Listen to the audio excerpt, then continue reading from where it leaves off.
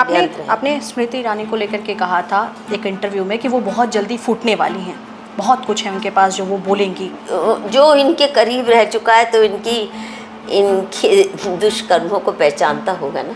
इनके खिलाफ एविडेंस बहुतों के पास है, चाइना के पास है, बहुतों के पास है। दोस्तों, आज हम इस वीडियो में बात करेंगे मधुकेश्वर के एक और खुलासे की।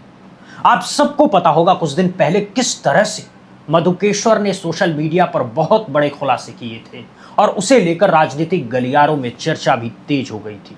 वहीं एक बार फिर मधुकेश्वर ने पीएम मोदी से जुड़े कुछ बातों को बताया है। क्या है पूरा मामला, जानते हैं इस वीडियो में। दोस्तों, देश की राजनीति में समय समय पर ऐसे विवाद सामने आते रहते हैं जो सत्ता सिस्टम और पारदर्शिता पर बड़े सवाल खड़े कर देता है। हाल ही में एक्टिविस्ट और लेखिका मधुकेश्वर ने एक बार फिर प्रधानमंत्री नरेंद्र मोदी को लेकर गंभीर आरोप लगाए हैं। इन आरोपों के साथ एक कथित गोपनीय फाइल, एक वरिष्ठ अधिकारी और पुरानी निगरानी विवाद का मामला फिर चर्चा में आ गया है। ये वीडियो देखें जरा, क्या क्या आरोप लग रहे हैं। आपने स्मृति ईरानी को लेकर के कहा था एक इंटरव्यू में कि वो बहुत जल्दी फूटने वाली हैं, बहुत कुछ है उनके पास जो वो बोलेंगी। जो इनके करीब रह चुका है तो इनके दुष्कर्मों को पहचानता होगा ना।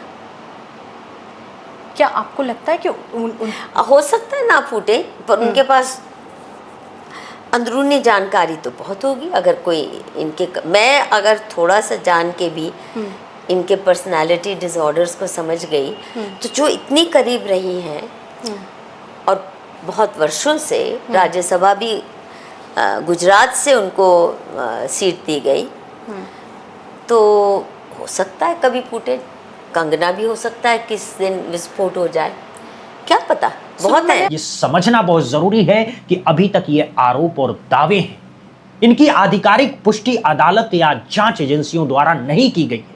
आइए पूरी कहानी को सरल भाषा में सिलसिलेवार तरीके से समझते हैं। पहला हिस्सा, मधुकेश्वर का नया दावा क्या है। सबसे पहले बात करते हैं उस कथित गोपनीय फाइल की जिसे लेकर नया विवाद शुरू हुआ है।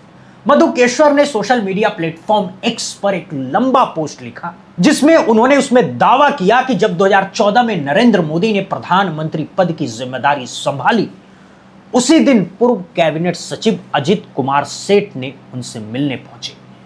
अजीत कुमार सेठ उनसे मिलने पहुंचे दोस्तों, उनके हाथ में एक मोटी फाइल थी। मधुकेश्वर के अनुसार उन्होंने कहा, यानी अजीत कुमार सेठ ने कहा कि डॉक्टर साहब, यानी पूर्व प्रधानमंत्री डॉक्टर मनमोहन सिंह ने सुझाव दिया है कि आप इस फाइल को ध्यान से देखें। मधुकेश्वर का दावा है कि जैसे ही मोदी ने उस फाइल के पन्ने पलटे, उनका चेहरा बदल गया, क्योंकि उसमें उनके खिलाफ कुछ आपत्तिजनक जानकारियां थी। उन्होंने आगे लिखा कि मोदी ने पूछा कि यह फाइल आपके पास कैसे आई। अजीत सेठ ने जवाब दिया, कैबिनेट सचिव होने के नाते सभी महत्वपूर्ण फाइलें मेरे पास आती है। इसके बाद मोदी ने चुपचाप फाइल लौटा दी। अब यहीं से दूसरा सवाल शुरू होता है, अजीत सेठ को विस्तार क्यों मिला। मधुकेश्वर ने अपने पोस्ट में यह भी दावा किया है कि अजीत कुमार सेठ को 2014 में कार्यकाल विस्तार दिया गया। वे जून 2015 तक कैबिनेट सचिव बने रहे। बाद में उन्हें पब्लिक इंटरप्राइजेस सिलेक्शन बोर्ड यानी PESB का अध्यक्ष भी बनाया गया। मधुकेश्वर ने इसी आधार पर एक बड़ा सवाल उठाया है, क्या आपने दुनिया में कहीं सुना है कि कोई प्रधानमंत्री अपने विरोधी को भरोसेमंद अधिकारी को अपने ही दफ्तर का प्रमुख नियुक्त करे। उनका इशारा यह था कि शायद उस कथित फाइल के कारण ही ऐसा फैसला लिया गया। लेकिन ध्यान देने वाली बात यह है कि इस दावे का कोई आधिकारिक सबूत सार्वजनिक रूप से सामने नहीं आया। अब तीसरा मुद्दा, कार्रवाई क्यों नहीं हुई।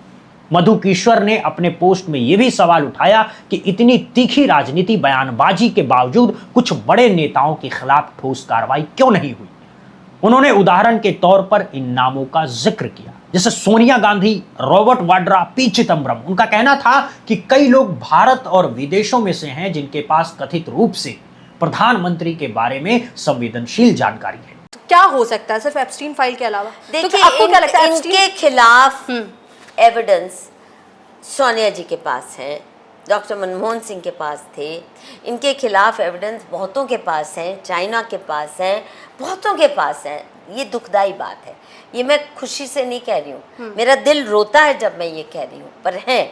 और इसलिए ये बहुत CIA के पास है, क्योंकि वो हमेशा जिसको भी इस तरह से पेट्रोनाइज करते हैं, CIA की ये विशिष्टता है, वो उसको कॉम्प्रोमाइज़ करवा ही लेते हैं और उसका रिकॉर्ड रख लेते हैं। ये भी एक दावा है, इसकी पुष्टि किसी जांच एजेंसी या अदालत में नहीं की गई। अब हम आपको इसके चौथे हिस्से में लेकर चलते हैं दोस्तों, जिसमें महिलाओं को लेकर पुराने आरोप लगाए गए हैं।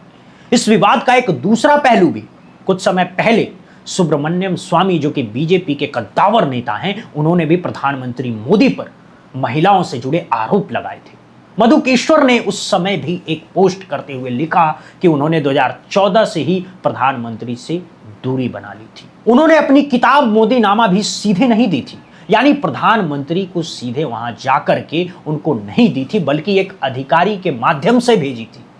उन्होंने यह भी दावा किया है कि कुछ महिलाओं को कथित निकटता के कारण राजनीतिक पद मिले हैं। अब बात उस पुराने मामले की जिसे स्नूप गेट कहा गया।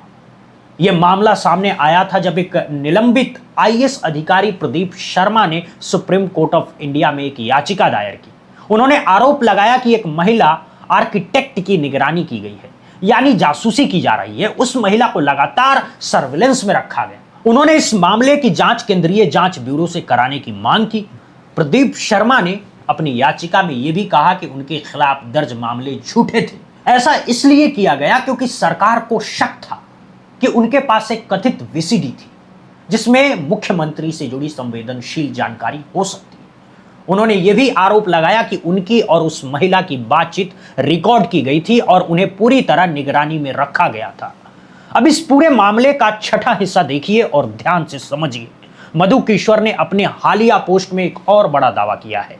उन्होंने कहा है कि 2013 में प्रदीप शर्मा ने सुप्रीम कोर्ट में कई डॉक्यूमेंट्स और एक कथित CD जमा की थी। उन्होंने लोगों से अपील की है कि RTI के माध्यम से सुप्रीम कोर्ट से पूछिए कि उन डॉक्यूमेंट्स को ठंडे बस्ते में क्यों रखा गया है। उन्होंने यह भी दावा किया है कि उन्हें गुजरात सरकार के एक अधिकारी ने वे डॉक्यूमेंट्स और CD दिखाई थी। एक समय पर कपिल मिश्रा, जो कि तब आम आदमी पार्टी के विधायक थे, तब दिल्ली विधानसभा में उन डॉक्यूमेंट्स को पढ़ा गया था।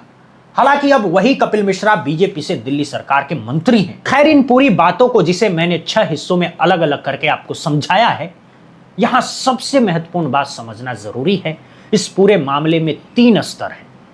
पहला व्यक्तिगत आरोप, दूसरा राजनीतिक बयान और तीसरा कानूनी प्रक्रिया। अभी तक कोई अदालत ने इस पूरे आरोप को साबित नहीं किया है। कोई आधिकारिक जांच रिपोर्ट सार्वजनिक रूप से दोष सिद्ध नहीं करती है और कई दावे केवल सोशल मीडिया पोस्ट या याचिकाओं पर आधारित है। लोकतंत्र में सवाल उठाना गलत नहीं है। लोकतंत्र में सवाल उठाना जरूरी है, लेकिन उतना ही जरूरी है सबूत और जांच। अगर कोई आरोप लगता है तो जांच एजेंसी जांच करती है, अदालत फैसला देती है और तभी किसी को दोषी माना जाता है, क्योंकि लोकतंत्र की असली ताकत यही है। सवाल पूछना भी जरूरी है और सच साबित करना भी। ऐसे में मधुकेश्वर का आरोप और सच कितना आसपास है, ये पूरी बात जनता यानी आप पर निर्भर करता है, क्योंकि आरोप बहुत बड़े हैं और इन आरोपों को लेकर सत्ता पक्ष और खुद विश्व गुरु की तरफ से अभी तक कोई बयान सामने नहीं आया है। ऐसे में राजनीति में चुप्पी के भी 2 मतलब होते हैं। या तो आरोप सही है या चुप्पी से सच को दबाने की कोशिश की जा रही है। आज पूरे देश की जनता इस चुप्पी पर सवाल उठा रहा है और इंतजार कर रहा है कि आखिर विश्व गुरु की यह खामोशी किस मंच पर टूटेगी। दोस्तों, फिलहाल इस रिपोर्ट में इतना ही। आपको क्या लगता है इस पूरे रिपोर्ट पर? आप क्या सोचते हैं? अपनी राय कमेंट बॉक्स में जरूर बताइएगा। तब तक के लिए बहुत बहुत शुक्रिया, बहुत बहुत धन्यवाद।